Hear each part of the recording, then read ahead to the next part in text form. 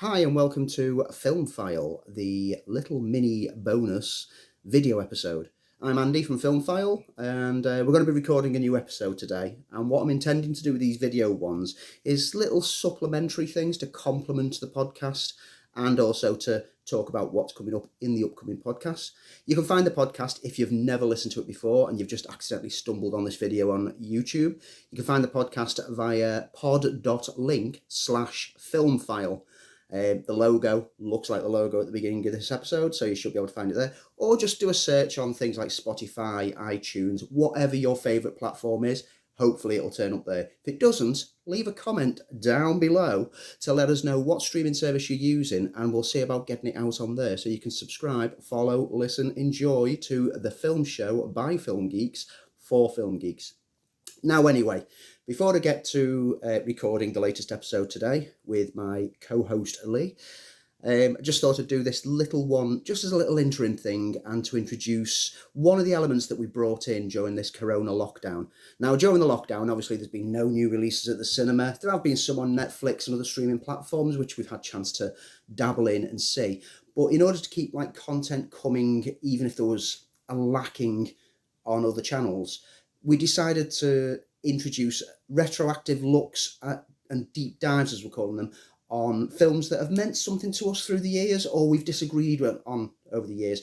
Over the past few episodes, we've covered quite a diverse range of films, some Untouchables and various others. But also, in addition, we've been getting round to doing one of the planned projects for a while, which was the Andy Hasn't Seen. Now, Andy Hasn't Seen came about because every now and then someone mentions a classic film to me, and I have to embarrassingly turn around and point out that I've not actually seen it, to which a lot of the time I get looks of, what? You've not seen this film and you think you know films?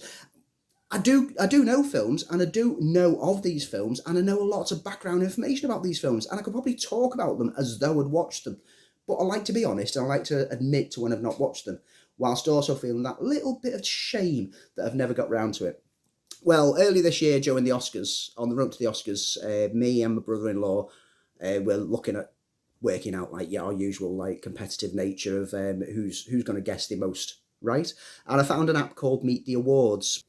So the Meet the Awards app, it has had a section for this year's awards for being able to rank which ones you think were going to win and get scored on that. But in addition, it had a really comprehensive look back over previous year's awards. You could go through every year that the awards has been running, and every category's there, and you can mark the films as either red, amber or green. Red meaning that you've not seen them yet, green meaning, yep, seen that, and amber meaning, not seen it, want to see it. And when you mark them as amber, it puts them into a watch list. Now, my watch list, once I'd gone through them, and I hadn't added everything, I'd left a substantial number of these awards off, award-nominated films off, and it's huge. So we'll be recording the latest episode today, and in that episode, my old film that I'm going to be taking a classic look at is The Assassination of Jesse James by the coward Robert Ford. That was my challenge from my cohort Lee Ford. We'll be deep diving this time into James Cameron's The Abyss. Special edition and normal edition will both get a mention in this, and the two are quite different in the way that they convey the story. We'll also be taking a look at the latest news that's caught our eye and having our usual geeky chat around all the topics. So that'll be going live hopefully this evening, maybe early tomorrow, depending on how things go, and as long as the audio doesn't corrupt like we had a couple of episodes ago. I'll get to that one in a future pod episode as a little bit of an insight into what can go wrong, and oh boy.